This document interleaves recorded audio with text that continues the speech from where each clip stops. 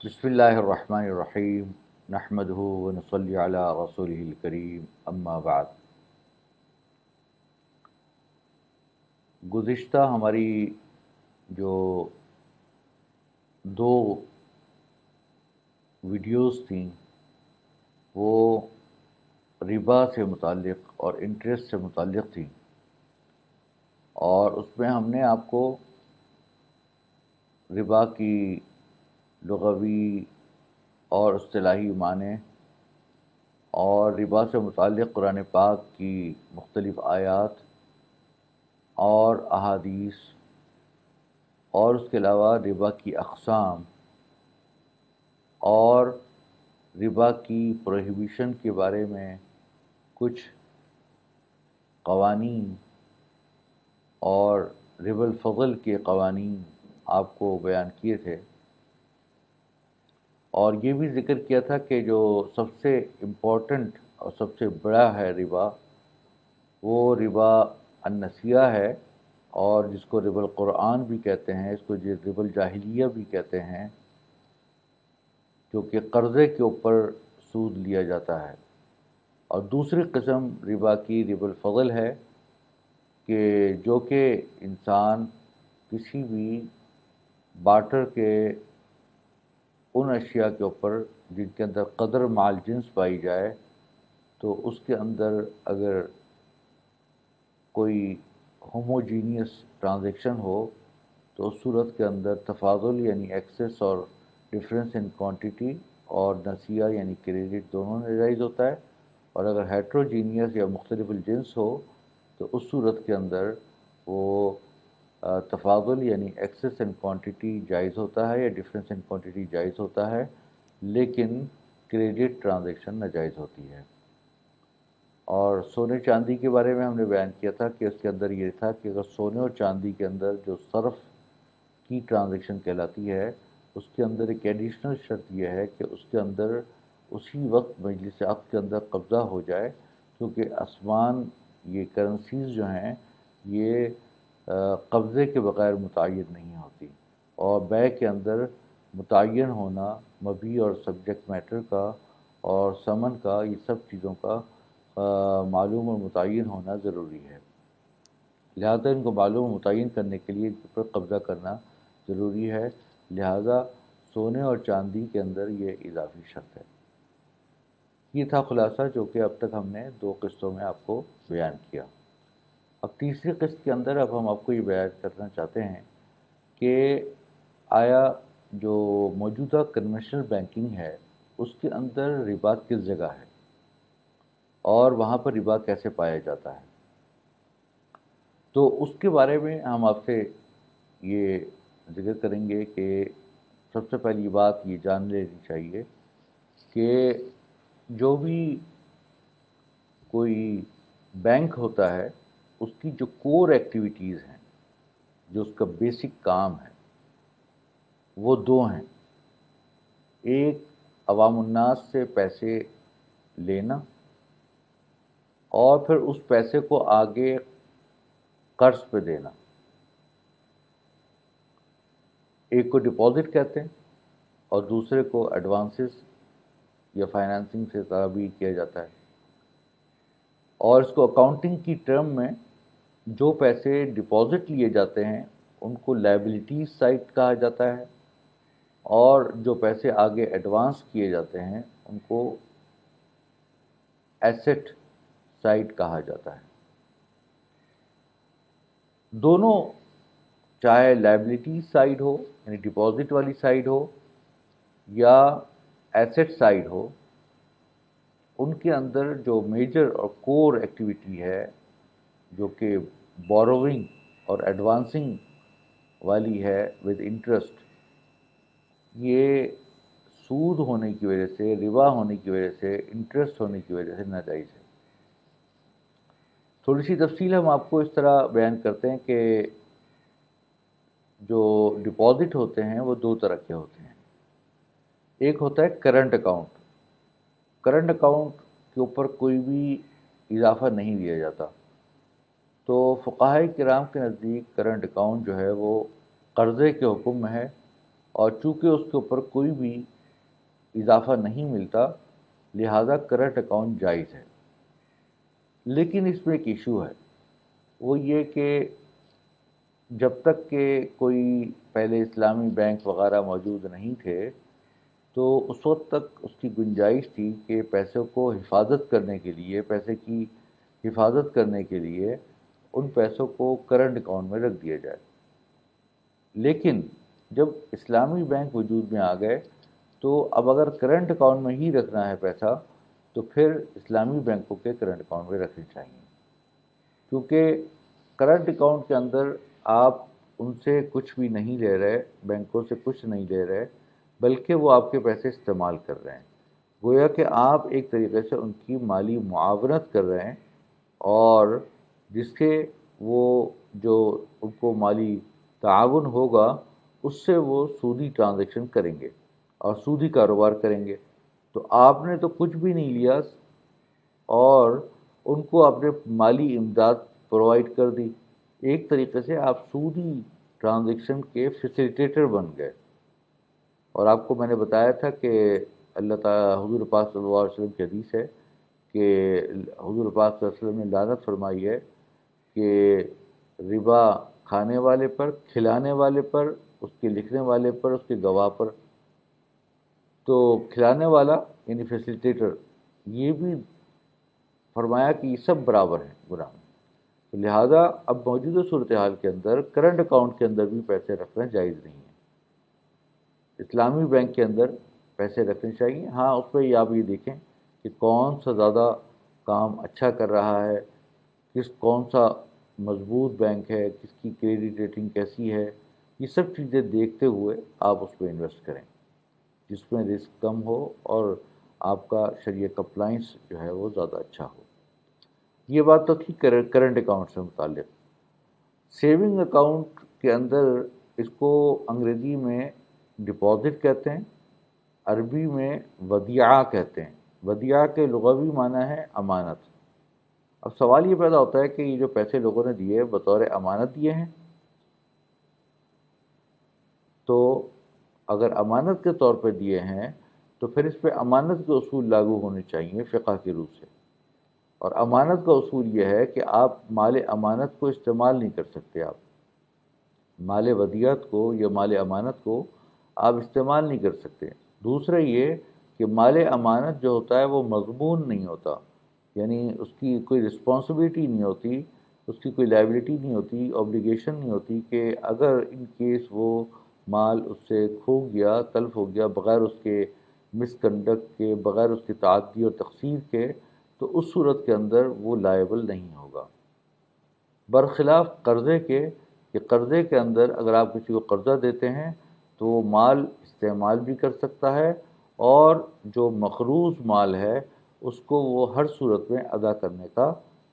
ذمہ دار ہے، الا یہ کہ وہ مفلس ہو جائے تو اس کو اس وقت تک اس کو ڈھیل دی جا سکتی ہے جب تک کہ اس کے پاس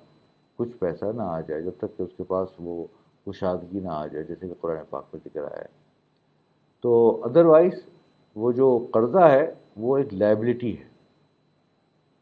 تو بینک کے اندر یہ جو کہنے کو تو امانت ہے، لیکن یہ لائبلٹی ہی سے تعبیر کرتے ہیں اس کو، یعنی گویا کہ بینک ضامن ہے کہ یہ پیسے اس کو واپس کرے گا، اور بینک اس پیسے کو استعمال بھی کرے گا، لہٰذا اب یہ امانت نہیں رہا۔ جب یہ پیسہ امانت نہیں رہا تو اس صورت کے اندر اس کے اوپر مال امانت کے احکامات نہیں آئیں گے، کیونکہ جب جیسے ہی اس نے اس کو استعمال کرنا شروع کر دیا تو وہ قرضہ بن گیا، اور جیسے ہی اس نے اس کے اوپر لائبلٹی اپنی کریٹ کر لی اور یہ کہہ دیا کہ میں لائبل ہوں اس کو ہر صورت میں ادا کرنے کا، تو اس صورت میں قرضہ بن گیا۔ جب قرضہ بن گیا تو قرضے کا اصول یہ ہے کہ قرض کے اوپر کوئی بھی نفع دیا جائے، چاہے وہ فکسڈ ہو، چاہے وہ ویریبل ہو، چاہے کسی ایک بینچ مارک کے ساتھ لنکڈ ہو، تو اس صورت کے اندر وہ جائز نہیں ہوتا۔ لہذا جتنے بھی سیونگ اکاؤنٹ ہیں یا فکس ڈپازٹ ہیں یا کوئی بھی سرٹیفکیٹ آف انویسٹمنٹس ہیں یا کوئی بھی ڈیٹ انسٹرومنٹس ہیں جو کہ بینک ایشو کرتا ہے، وہ سب کے سب قرضہ ہیں، اور قرضے کے اوپر جو بھی نفع یا ڈیویڈنڈ دیا جاتا ہے وہ سود کے حکم میں ہوتا ہے، لہذا ناجائز ہوگا۔ تو یہ تو حکم ہے لائبلٹی سائڈ کا۔ ایسٹ سائڈ کے اندر بھی یہی ہوتا ہے کہ بینک اپنا ایک مارجن رکھتا ہے اور اس کے بعد وہ پیسہ وہ ایڈوانس کر دیتا ہے، لون دے دیتا ہے، لینڈنگ کرتا ہے، کریڈیٹر بن جاتا ہے، اور جو اس کا بوروور ہوتا ہے وہ اس کو اس قرضے کے اوپر ایک سود ادا کرتا ہے جس کو انٹرسٹ کہتے ہیں، تو یہ بھی جائز نہیں ہے۔ تو خلاصہ یہ کہ چاہے لائبلٹی سائڈ ہو یا ایسٹ سائڈ ہو، دونوں سائڈوں میں قرضہ ہے، اور قرضے کے اوپر جو نفع دیا جاتا ہے وہ حرام ہوتا ہے اور وہ ناجائز ہوتا ہے، لہذا اس صورت کے اندر اس کو اس طرح کرنا یہ ناجائز ہوگا۔ تو کور ایکٹیویٹیز جو کنونشنل بینکنگ کی ہے وہ حرام ہے۔ اب سوال یہ پیدا ہوتا ہے کہ بھئی آپ لائبلٹی سائڈ اور ایسٹ سائڈ کو شریعہ کمپلائنٹ طریقے سے کیسے اس کو تبدیل کریں گے؟ تو اس کا وہی راستہ ہے کہ آپ اس کے لیے بطور مضاربہ کے یا بطور شرکت کے آپ اس کے پیسے دیجئے کہ بینک اس کے آپ کے ساتھ آپ کی پارٹنرشپ ہو جائے، پروفٹ اینڈ لاس شیئرنگ ہو جائے، اور جو حقیقی معنوں میں نفع نقصان ہو اس کے اندر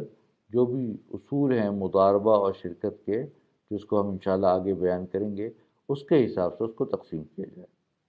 اسی طریقے سے ایسٹ سائڈ کے اندر اگر بینک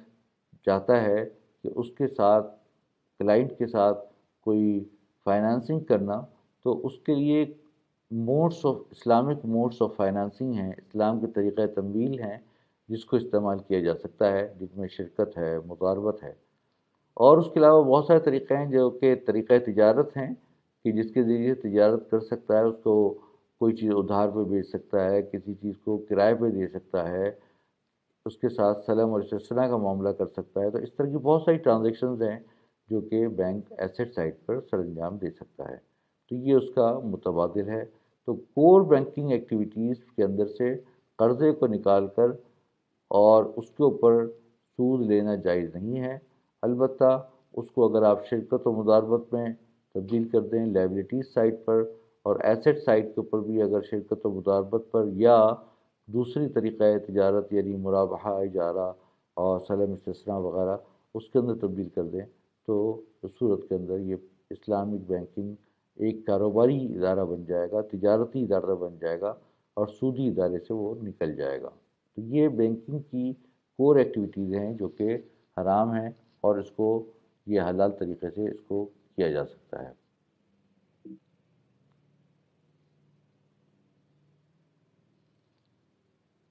ایک اور چیز جو ضمنی طور پہ جو بینک سر انجام دیتا ہے وہ ہے ٹریجری آپریشنز، جس کے اندر بینک جو ہے وہ پیسے کو جو اس کا سرپلس ہوتا ہے یا پیسوں کی جو کمی بیشی ہوتی ہے اس کو مینیج کرتا ہے۔ اس میں بنیادی طور پہ پیسے وہ بعض اوقات کو ضرورت پڑتی ہے شارٹ ٹرم بیسس کے اوپر، تو وہ دوسرے بینکوں سے قرضہ لیتا ہے، اور وہ قرضہ بھی سود پر ہوتا ہے، لہذا وہ بھی ناجائز ہے۔ اسی طریقے سے جب بعض اوقات بینک کے پاس زیادہ پیسے ہوتے ہیں تو بینک جو ہے وہ کسی دوسرے بینک کے پاس، سودی بینک کے پاس وہ پیسے پلیس کرتا ہے، اور وہ انٹرسٹ کے اوپر مبنی ہوتے ہیں، تو لہٰذا وہ پلیسمنٹ، وہ قرضہ جو دیتا ہے اس کو تو دوسرے بینک کو، وہ قرضے کی بنیاد پہ دیتا ہے، لہٰذا وہ بھی ناجائز ہے۔ لہٰذا چاہے وہ بوروونگ کرے کسی دوسرے بینک سے، یا کسی کو ایڈوانسز کرے یا پلیسمنٹ کرے کسی دوسرے بینک کو، دونوں صورتوں میں چونکہ قرضہ ہے اور قرضے کے اوپر نفع ہے، تو یہ ربا النسیہ یا ربا القرآن یا ربا الجاہلیہ جو سب سے بڑی قسم ہے ربا کی، تو وہ ہو جائے گا اور ناجائز ہوگا، چاہے وہ شارٹ ٹرم ہو یا لانگ ٹرم ہو، اور عموماً یہ شارٹ ٹرم ہوتا ہے۔ لیکن اس کا طریقہ شریعت کی روح سے اگر آپ اس کو جائز تک کرنا چاہیں تو آپ جو بوروونگ کریں تو وہی شرکت و مضاربت کی بنیاد پہ آپ لے سکتے ہیں پیسے، اور اگر پلیسمنٹ کریں تو آپ اس کو آپ شرکت یا مضاربت کی بنیاد پر اس کے حلال کاروبار میں اس کا کوئی حلال دیکھا جائے پورٹ فولیو، اور اس کے پول الگ کر دیے جائے اور اس کا پورٹ فولیو الگ کر دیا جائے اور اس پیسے کو اس کے اندر داخل کر دیا جائے اور اس پہ انویسٹ کر دیا جائے. تو یہ طریقہ اس کا ٹریجری آپریشنس کو حلال طریقے سے کرنے کا ہے. باقی جو کرنسیز کی ٹرانزیکشن ہیں اس کے اندر فیوچر کی، فارورڈ کی اور ہیجنگ کی ٹرانزیکشنز ہوتی ہیں، تو یہ بھی جائز نہیں ہے، کیونکہ یا تو اس میں ربا الفضل ہوگا، کیونکہ کرنسی کی ٹرانزیکشن کے اندر جب بھی تفاضل ہوگا یا ایکسس ان کوانٹٹی ہوگا یا ڈفرینس ان کوانٹٹی ہوگا تو اس صورت کے اندر وہ جائز نہیں ہوتا. یا اگر فارورڈ کی ٹرانزیکشن ہے تو اس صورت کے اندر وہ بیع الدین بالدین، جس کو ہم عربی میں بیع النسیہ بالنسیہ یا بیع الکالی بالکالی یا sale of deferred with deferred, sale of date with date کہلاتی ہے، تو یہ جائز نہیں ہے، جس کی شریعت نے بالکل بھی اجازت نہیں دی اور شریعت کی طرف سے صراحتاً اس کی ممانعت آئی ہے. اسی طریقے سے ٹریجری آپریشن کے اندر ریپو اور بائی بیک کی ٹرانزیکشن کی جاتی ہے، جس میں مختلف بانڈس کو یا ٹی بلز کو جو ہے وہ اس کو خریدا جاتا ہے اس نیت سے کہ اس کو واپس اس کو بیچ دیا جائے، یا اس کو بیچا جاتا ہے اس نیت سے کہ اس کو واپس خرید لیا جائے. تو یہ دونوں صورتیں بائی بیک ہیں جو کہ بیع العینہ ہیں، اور اس کی تفصیل میں پیچھے آپ کو ربا کے بیان میں بیان کر چکا ہوں کہ یہ دونوں صورتیں ناجائز ہیں، کیونکہ در حقیقت یہ بھی سود کی ایک شکل ہے. اور دوسری بات یہ کہ بانڈز اور ٹریجری بلز یہ ڈیٹ انسٹرومنٹ ہیں، اور ڈیٹ کے اوپر ویسے بھی نفع کمانا اور اس کا معاملہ کرنا، اس کا خرید و فروخت کرنا وہ جائز نہیں ہے. لہٰذا ایک تو ریپو ہونے کی وجہ سے، یعنی ان کے بائی بیک ہونے کی وجہ سے اور بیع العینہ ہونے کی وجہ سے جائز نہیں ہے. دوسرے ڈیٹ انسٹرومنٹ کو بذات خود خریدنا اور ان کی خرید و فروخت کرنا یہ ناجائز ہے.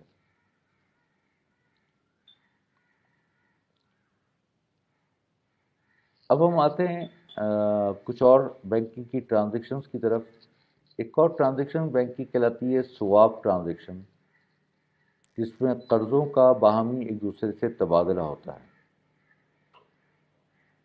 اور وہ در حقیقت ایک طریقے سے یہ فارورڈ کی ٹرانزیکشن کی طرح ہوتی ہے کہ تم مجھے اتنا قرضہ دو اور میں تمہیں اتنا قرضہ دوں گا، اور اس کے اندر ایک دوسرے کے قرضے کو جو ہے وہ اس کی جو ریٹ ہے اس کو آپس میں ایک دوسرے میں ایڈجسٹ کر لیا جاتا ہے. یہ اسی طریقے سے آپشنز یعنی اختیار، بیع الاختیار جس کو کہا جاتا ہے، تو ایک ہوتا ہے کہ کسی آدمی کو کسی قسم کا کوئی رائٹ ہے، رائٹ حاصل ہے یا کوئی آپشن ملا ہے اس کو، تو اس صورت کے اندر آپشن دو طرح کے ہوتے ہیں، ایک خریداری کا آپشن پٹ آپشن یا کال آپشن. تو دونوں صورتوں کے اندر یہ جو کال آپشن یا پٹ آپشن جو ہوتا ہے، یہ دونوں صورتوں کے اندر اس کی خرید و فروخت یہ ایک حقوق کے بیع کے زمرے میں آتی ہے، حقوق مجردہ کے، جو کہ جائز نہیں ہے. یہ بات یاد رکھنی چاہیے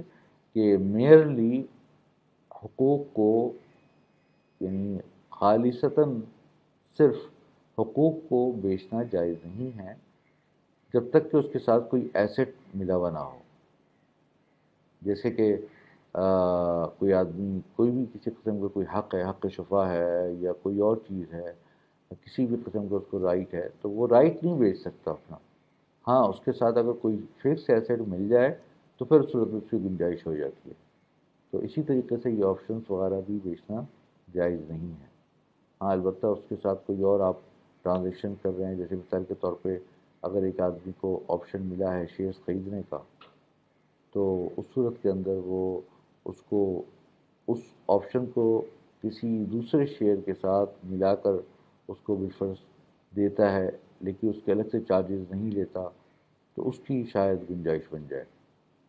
بہرحال اس سلسلے میں مزید فقہاء کرام سے رابطہ کرنا چاہیے، لیکن عمومی حکم یہ ہے کہ آپشنز کی سیل جائز نہیں ہے. البتہ کال آپشن یا پٹ آپشن یعنی کہ کسی کو خریداری کا اختیار دینا یا یا بیچنے کا اختیار دینا یہ جائز ہے. اس کے اندر کوئی ایشو نہیں ہے، بشرطے کہ وہ یونیلیٹرل ہو، یک طرفہ ہو. آگے ہم آتے ہیں انویسٹمنٹ بانڈس اور سرٹیفکیٹ کی طرف. یہ بھی ڈیٹ انسٹرومنٹ ہیں، اور ڈیٹ انسٹرومنٹ کا کیا مطلب ہوتا ہے کہ جو آدمی کوئی بوروور ہوتا ہے وہ اپنے اس ڈیٹ کے اگینسٹ جو کہ اس نے قرضہ لیا ہوتا ہے ایک دستاویز تیار کر کے دیتا ہے، ایک ثبوت پرووائڈ کرتا ہے جو کہ ایک دستاویز ثبوت ہوتا ہے کہ تمہیں میں اس کو قرضے کو ادا کروں گا بما سود کے، تو یہ جو دستاویز ہوتی ہے یہ بانڈ یا سرٹیفکیٹ کہلاتا ہے۔ تو اس کو ہم ڈیٹ انسٹرومنٹ سے بھی تعبیر کرتے ہیں۔ تو اس کی جتنی بھی اقسام ہیں وہ ساری کی ساری ناجائز ہیں، چاہے آپ اس کو سرٹیفکیٹ آف انویسٹمنٹ کہہ دیجیے، چاہے اس کو سیونگ سرٹیفکیٹ کہہ دیجیے، چاہے اس کو آپ بانڈ کہہ دیجیے، ڈیمینچر کہہ دیں، جو بھی آپ اس کا نام رکھ لیں، تو وہ ساری کی ساری صورتیں جائز نہیں ہوتی۔ ان کا جو شرائع متبادل ہے وہ اسلامک حقوق ہیں، جس کا ہم بیان انشاءاللہ الگ سے تفصیل کے ساتھ کریں گے، جس کے اندر یہ ہوتا ہے کہ جو ایسٹ ہوتا ہے اس کو سیکورٹائز کر دیا جاتا ہے، خالی ریسیویبلس کو نہیں بلکہ ان کے ہاتھ ایسٹ کو سیکورٹائز کر دیا جاتا ہے، اور سیکورٹائز کر کے ان کو سیکنڈری مارکیٹ میں سیل کیا جاتا ہے۔ جیسے مثال کے طور پہ کوئی آپ کا بزنس ہے چلتا ہوا، تو اس کی آپ نے شیئر سرٹیفکیٹ ایشو کر دیے، جس طریقے سے کہ جوائنٹ اسٹاک کمپنی کے شیئر سرٹیفکیٹ ہوتے ہیں، اسی طریقے سے آپ نے اگر کسی بزنس کے شیئر سرٹیفکیٹ ایشو کر دیے یا کسی اس کے اندر فکس ایسٹ بھی ہیں، تو اس صورت کے اندر اس کی خرید و فروخت سیکنڈری مارکیٹ کے اندر جائز ہوتی ہے۔ تو اسی طریقے سے کوئی آپ نے کسی بھی اثاثے کو اپنے کوئی بھی ایسٹ ہے اس کو آپ نے اس کے اگینسٹ اس کی اونرشپ کے اگینسٹ آپ نے اس سرٹیفکیٹ ایشو کر دیے، اور اس کو آپ نے اس کے حصہ مشاع کو اس کی انڈیوائڈیڈ شیئر کو آپ نے بیچ دیا اس سرٹیفکیٹ کے تھرو، تو وہ بھی جائز ہوتا ہے۔ مثال کے طور پر اگر کوئی آپ کا لیزنگ ایسٹ ہے تو اس کے بعد آپ نے اس کے سرٹیفکیٹ ایشو کر دیے، اگر مثال کے طور پر 1 کروڑ روپے کا کوئی ایسٹ ہے، اس پہ آپ کو 10 لاکھ روپے کرایہ آتا ہے، آپ نے جو ہے اس کے 10 سرٹیفکیٹ ایشو کر دیے، اور آپ نے ہر ایک کو کہا کہ 10% اس کا کرایہ آتا ہے، میں آپ کو 10% کے قریب آپ کو رینٹل دوں گا، جو جو مجھے رینٹل ملے گا، تو یہ جائز ہے، یہ حقوق سرٹیفکیٹ کہلائے گا، اور یہ جائز ہوتا ہے۔ اس کی بہت ساری اقسام ہیں، انشاءاللہ اس کو ہم تفصیل کے ساتھ آگے بیان کریں گے۔ وآخر دعوانا الحمدللہ رب العالمین۔